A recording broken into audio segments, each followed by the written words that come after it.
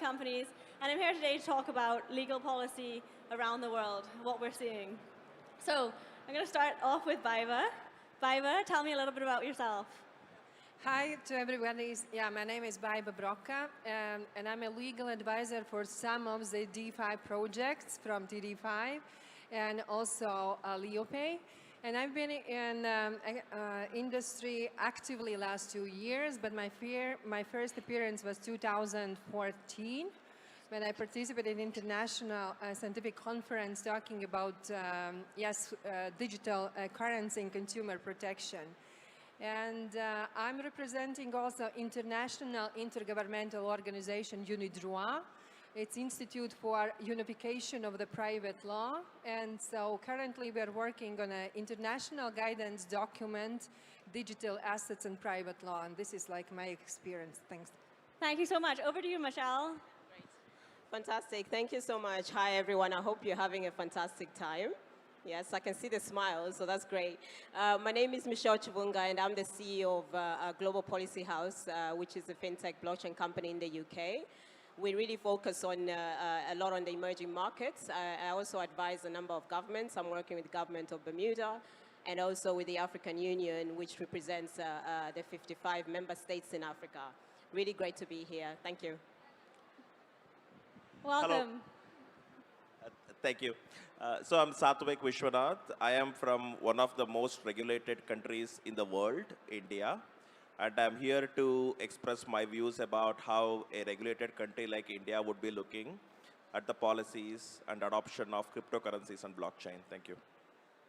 Okay, so I'm here with a DeFi project called Bridge. It will be the hub of the DeFi system, and I know that with TDeFi, and I know that you guys, you are advising a whole number of these companies.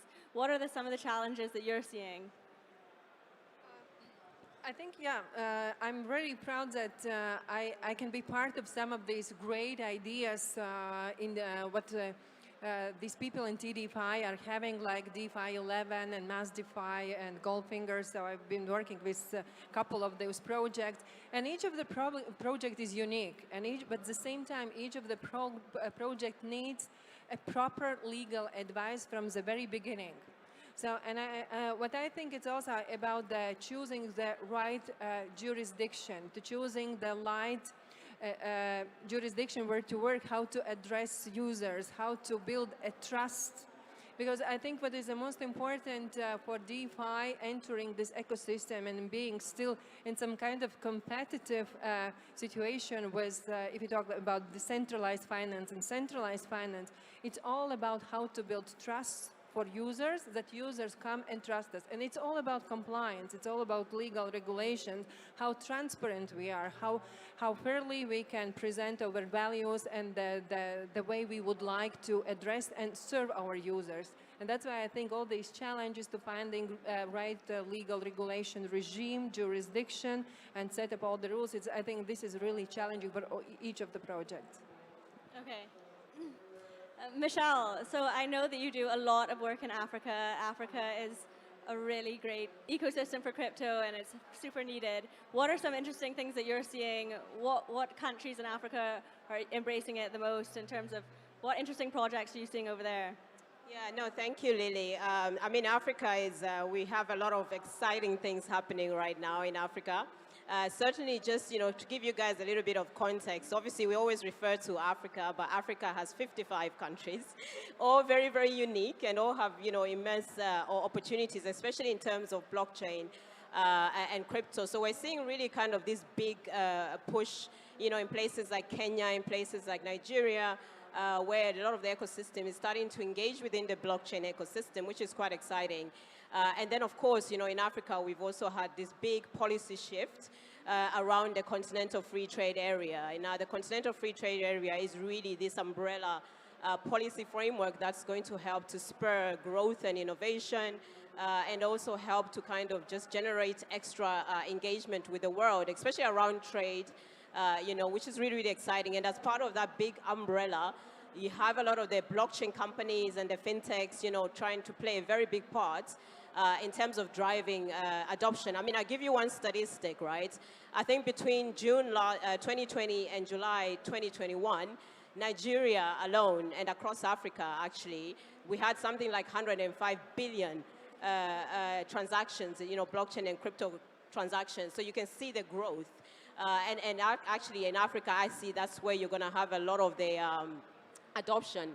Partly because, of course, the financial infrastructure isn't necessarily there, but it's starting to grow. So a lot of people are really warming up to innovation, are warming up to blockchain, and are very excited about the umbrella policy framework that we have. So for me, I think Africa is the next hotspot, even in terms of investment, right?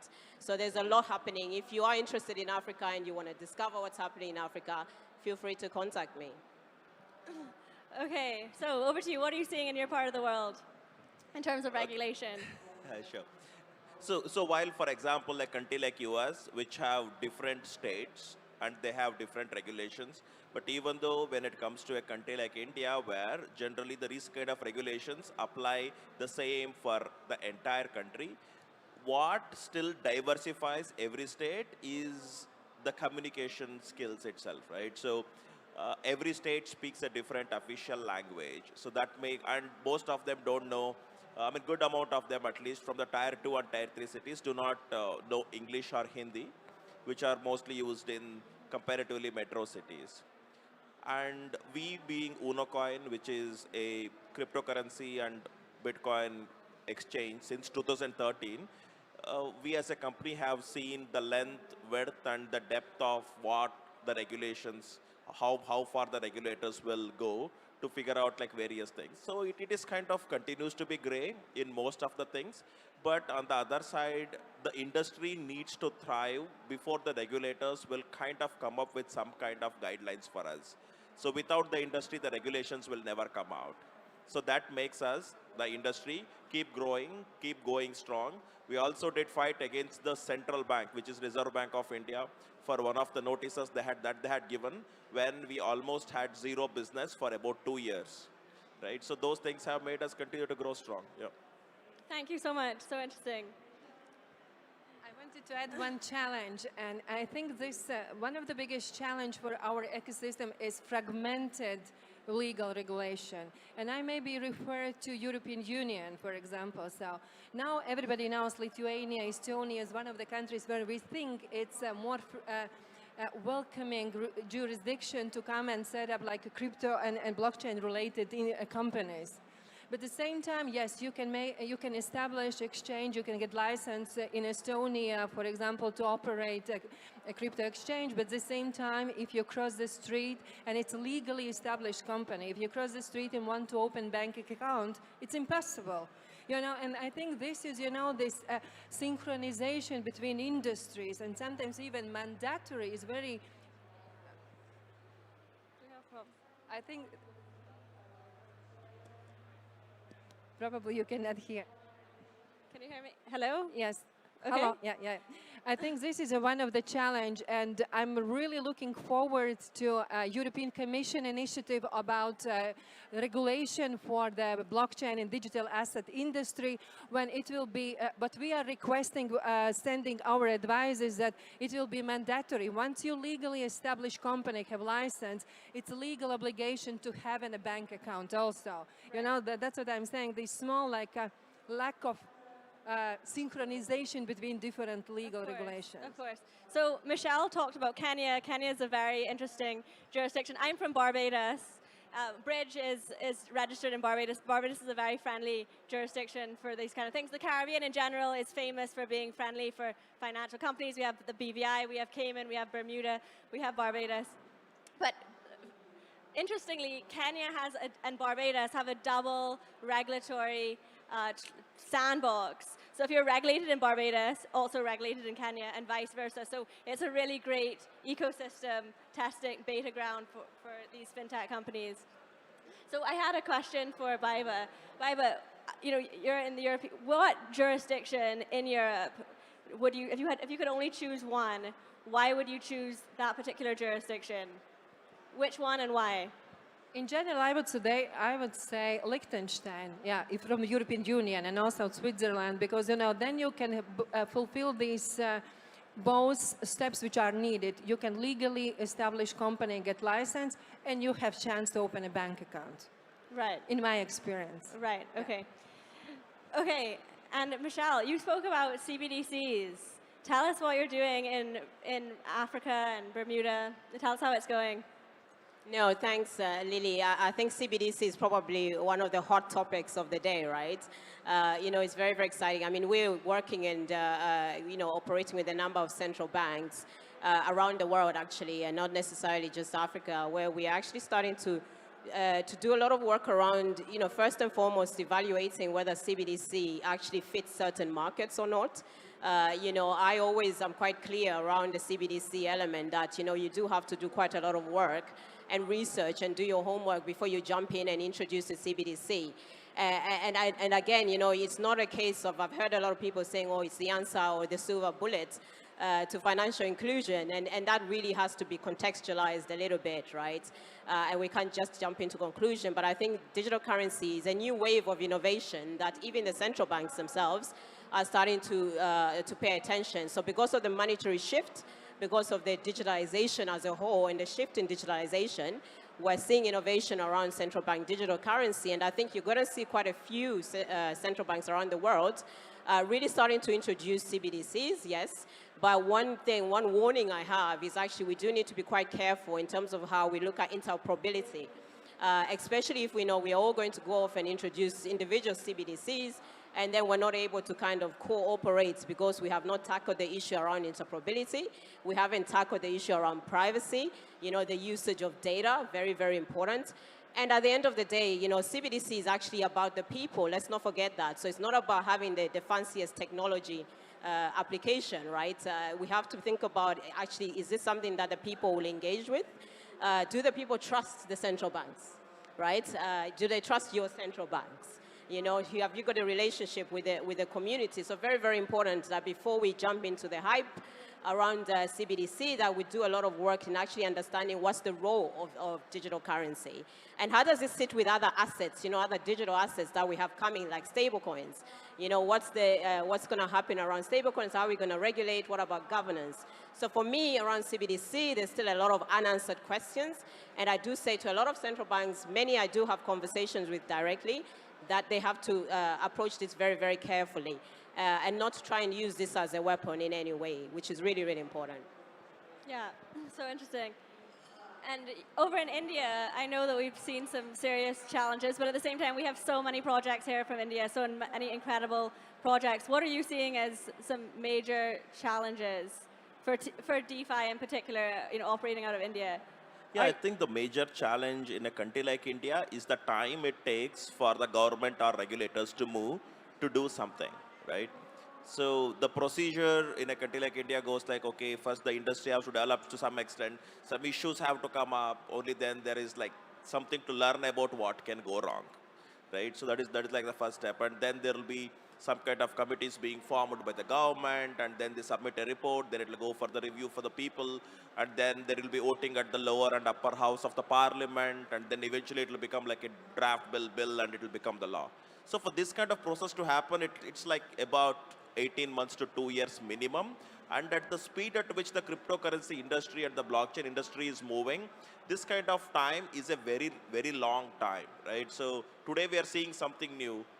And to the extent, if you continue waiting for the regulations to come up for it, which could take about 2 years or something like that, then it is a kind of very much of a lost opportunity.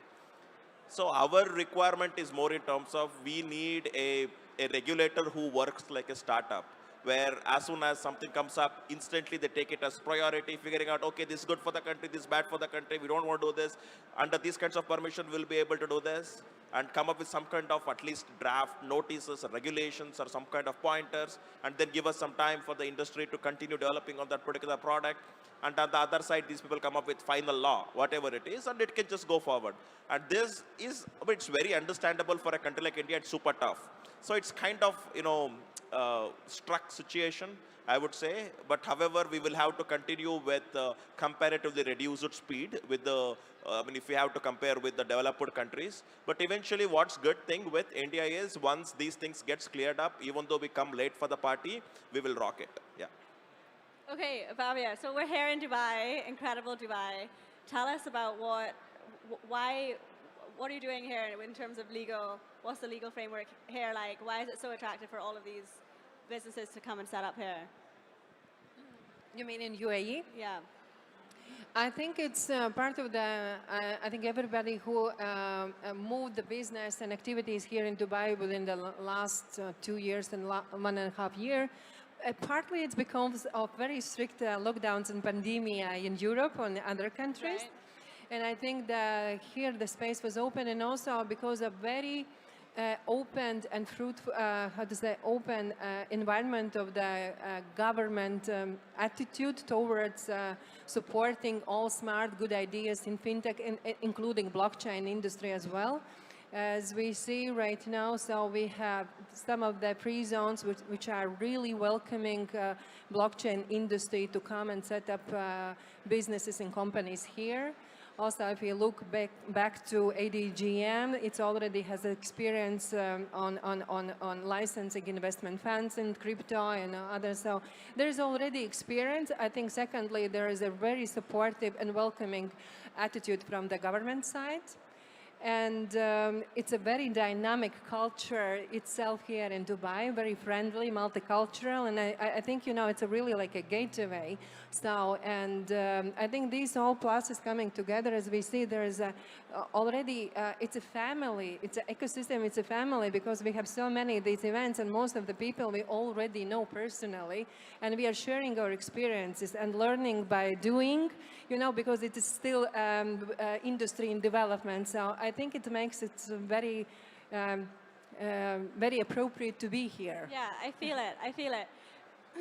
And Michelle, I know that you are based in London, working with companies in the UK. Can you tell us a little bit about what's going on in the UK, why the fintech companies would register there, how those are doing, what the restrictions are? Yeah, no, absolutely. I think London is probably another, really hot spot when it comes to fintech. I think we're now kind of number 3 or number 4 in the world around just the fintech ecosystem development. And even within blockchain, we have a very active, community across the UK and in London particularly. There's a lot, happening. I think even when I was talking earlier on about digital currency, so of course, the Bank of England, which we also, are engaging with, have got a CBDC active, sort of research work that's going on around that. They've actually set up some engagement forums where they're actually consulting with the community, to understand from the people, how they should look at central bank digital currency. They haven't said they're going to issue one, but they're certainly looking into the area and have got experts sitting on engagement panels to help with that process. So there's a very, very active market in the UK. And also there's a big drive between, global cooperation. And this is something that I would urge most countries around the world. If anything, COVID taught us is that we cannot do this alone, right? We need to collaborate, we need to join forces.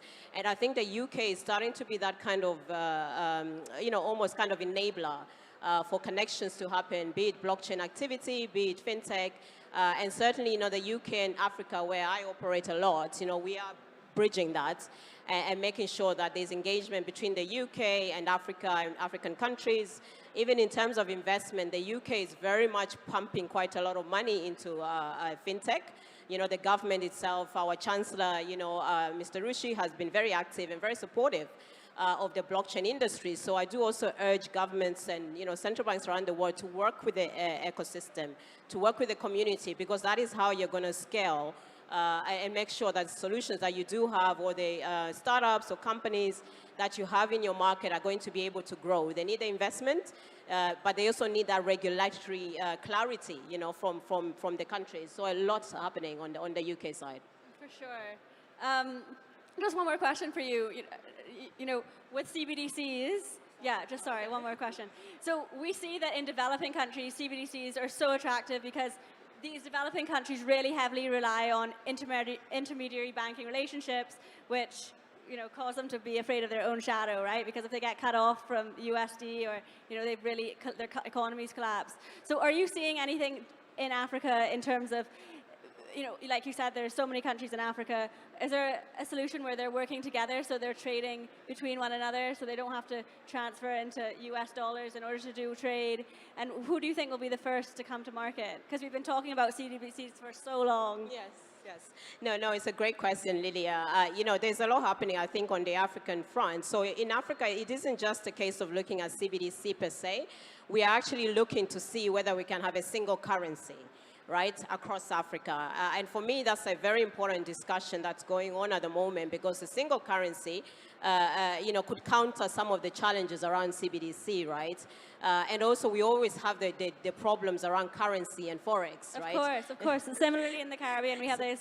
If we could get everybody to agree on one currency for the Caribbean, we'd be very happy. But it's our generation to do it. Absolutely. And you know what? A lot of countries, I think now, do also want to have that independence to a degree where you're not so heavily reliant on the dollar or you're so heavily reliant on this currency, right? I think, with the CFTA that I talked about, the Continental Free Trade Area, we're taking a very different policy shift where everything has to be a little bit driven from the African countries themselves. So we're trying to create an environment across Africa where African countries can trade with themselves, maybe even with a single currency. Those discussions are ongoing.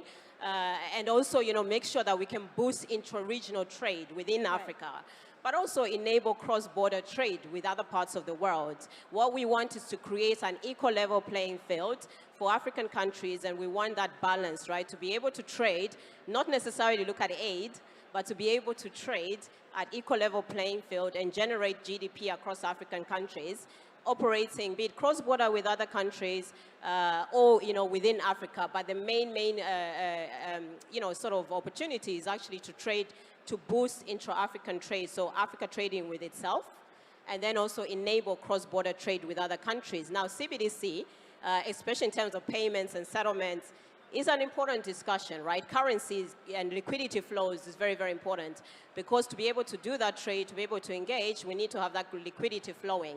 And we need to be clear around things like data laws and how do you use data between different borders and everything. So there's a lot going on, but we are looking at single currency as well as CBDC. Your last question was, who do I think is going to come to market first around CBDC in Africa? We have quite a few countries looking at CBDC, Ghana, Nigeria, and a few others. I will not give away because I don't want to be shot by the central banks in terms of saying who exactly might come up, but it's coming. Yeah. No, I mean, what a dream that would be to have everybody working together. In game theory, collaboration is always better than snitch, and collaboration is what blockchain and is all about. So we didn't get to, you came on a little bit later, so you didn't get to introduce yourself the way that the others did. So could you tell us about yourself? Sure. So I'm Sathvik Vishwanath, the CEO and co-founder of UnoCoin. So UnoCoin is a Bitcoin and cryptocurrency trading platform. Since 2013, we are the first to market. We serve about 1.4 million customers there. I mean, we only serve India markets. Yeah. Wow. And are you registered in India, or did you have to register offshore in order to operate? No, our parent company is in Singapore, but that's usually how the startups generally work from within India, because it's just easy for the movement of money and structuring, etc. It is nothing to do specific to cryptocurrencies alone. But however, when it comes to operations-wise, yeah, we just serve within India. Yeah. Yeah, Singapore is a really powerful place. I'm seeing a lot of incredible companies being based there and moving there, and growing there. Like, tell us about the jurisdiction and the legal framework behind it. If you could just give us a few sentences. Yeah, so when it comes to a country like India, right? So again, lot of paperwork actually gets delayed. Whenever we start to create some kind of structuring, or it could be transfer of shares, raising the investment, and also some kind of taxation confusion still continue to exist. And there is some kind of taxation treaties between India, Mauritius, and India, Singapore. So which usually the investors try to take the advantage of, and this usually happens for most of the tech startups where the investors want to invest into a country like India. So that's like more of it. But on the other side, when it comes to us as a cryptocurrency and blockchain industry, it just makes it much more say, kind of creates confidence it could be for the founders, could be for the investors, etc.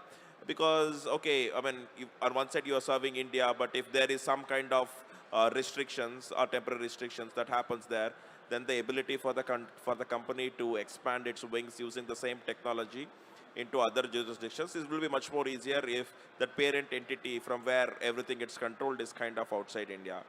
And on the other side, yeah, like banking restrictions and such things. So within India, I have to say it's comparatively better. There are some banks who usually are generally okay to work with this particular industry and such. But comparatively, in Singapore, it's like kind of tougher. Even though we say that it's just a holding company, it's just holding the shares of India. It's not doing anything with cryptocurrencies and such. It kind of is challenging, and it has to go through some kind of declarations and such for a particular well-known banks there to provide an account for us. Yeah. Okay. So for us in the Caribbean and for the companies that I work with, I usually advise that we build up some kind of redundancy so that we're incorporated in several different jurisdictions, so that if there's ever a reason that we may have to move, we can move very quickly without having to do it 30 days, or some of these jurisdictions take a long time to. In Barbados, we can do it in a matter of a week or less.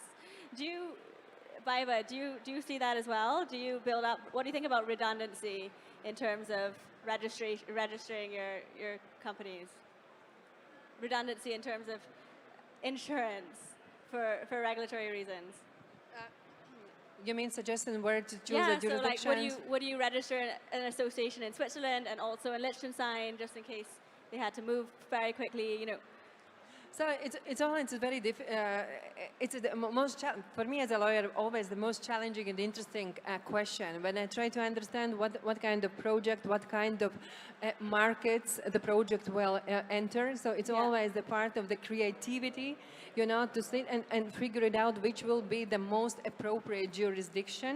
Right. To be, and again, I'm coming back to the same, because it's not only to simplify life as a project, but it's also how to build trust for the end user who will be our client. So it's not only how fast or easy I can establish company, or if it will be less tax regime or whatever reporting, but at the end, if my user will trust the structure. I think this is becoming, because it's a competitive environment already. And sometimes I'm saying maybe we spend a little bit more money at the beginning. It will be a little bit, expensive than other solutions. But at the end of the day, this is credibility. This is compliance. And, and then we can more easily enter the market and stay longer in the market. So these are always sometimes challenges, especially if you talk with the startups which are struggling with the funds at the beginning. They try to find the most effective and also not the expensive solutions. And this is always sometimes how we try to. But there are a lot of solutions. I told you, if you take, for example, alternative payment systems, DeFi's also are very, very different. The one thing is, for example, Drive is completely different. Target auditorium. Another, if you look like a fintech payment institutions, so there is a lot of licensing in some countries, very sophisticated, some not, so it's it's very thank different. you so much. I think we're at the end of our time, but I think we had a really great discussion. Thank you so much for all that value, guys. And if you have any questions for any of us, please don't hesitate to come see us after. Thank you.